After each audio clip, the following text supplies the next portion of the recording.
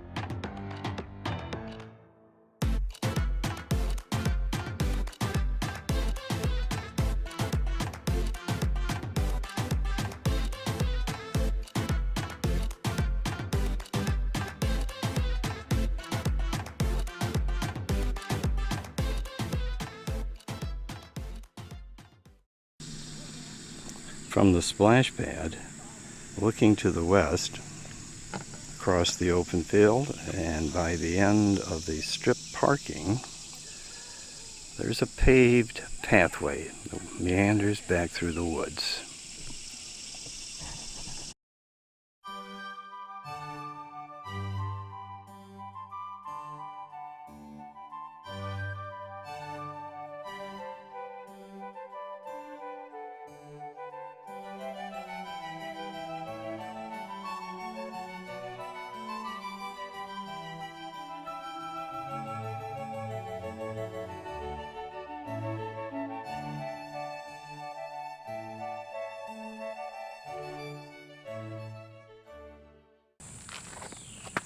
One thing nice about these trails is that they're not long. We don't measure them in miles.